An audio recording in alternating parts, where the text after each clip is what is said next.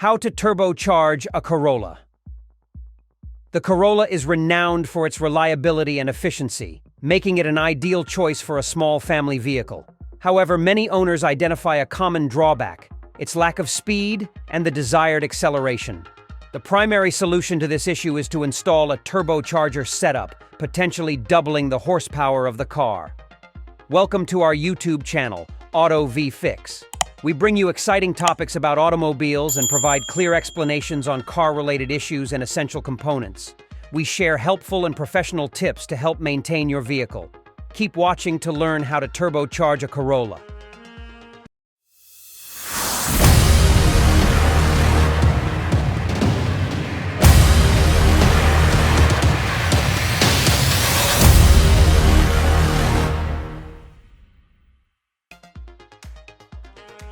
Step 1. Find your kit. There are many to choose from, and the choice is up to the driver. One highly recommended kit is from turbokits.com. Includes all of the necessary components to run a turbocharged setup. You will also need to purchase a wideband O2 sensor with a gauge and a boost controller or boost pressure gauge. Step 2. Check and make sure all parts are included. If not, contact the supplier for replacement parts because it is important that all parts are included because the vehicle may not run.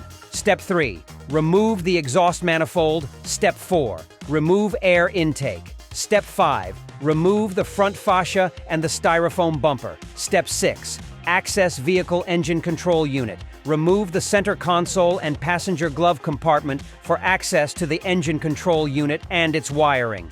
ECU. The wiring to the ECU runs from the ECU itself to the firewall, then underneath the carpet to its corresponding locations. Step 7. Connect wires. Connect corresponding colored wires from the fuel ignition controller, FIC, to the vehicle, ECU.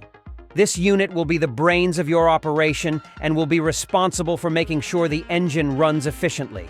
You can either solder all of the wire connections permanent, or you can use quick disconnect crimps so that the car can be returned to stock condition. Optional purchase: fuel ignition controller harness. Step 8. Replace fuel injectors. You are going to need to remove the fuel rail to complete this task. Step 9. Install intercooler.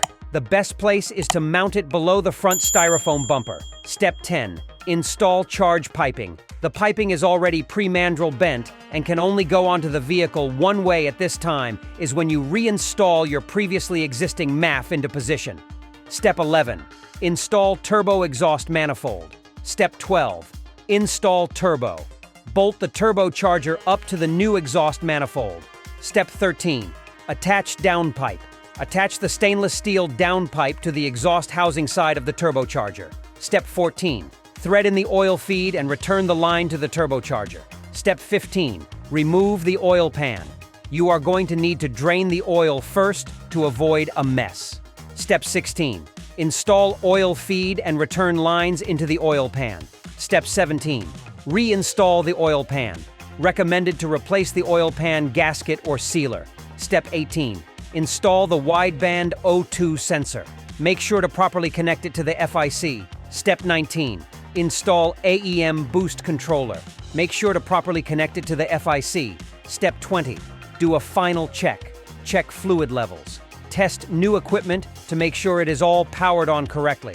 Step 21. Start engine. Check for any abnormalities. Check engine light. Stalling. Rough idle. Unusual noises. Tips. Take your time. They do not call it building a project car for nothing.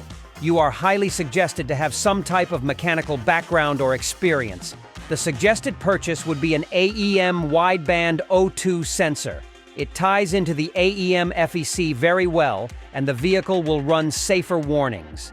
Make sure that the oil feed and returns line are put into the proper position on the oil pan. If the lines are put too close to the top, you risk not getting the proper oil feed to your turbo. Turbocharging a vehicle is not just as simple as bolting the parts on and driving away. There are a lot of parts that should only be performed by someone who has a background in mechanics and working on vehicles to ensure the safety of the driver. Do not drive the vehicle hard before driving approximately 100-200 miles of average use. All of the new turbocharging parts need time to break in and settle before they are put to good use. Do not damage the MAF sensor. The vehicle may not run properly. It should be cleaned and installed into the new air intake system. Thank you for watching our video. If you found this content helpful, don't forget to give it a thumbs up and subscribe to our channel for more DIY automotive tips and tricks. Leave your comments below and let us know if there are any other topics you'd like us to cover. Until next time, stay safe.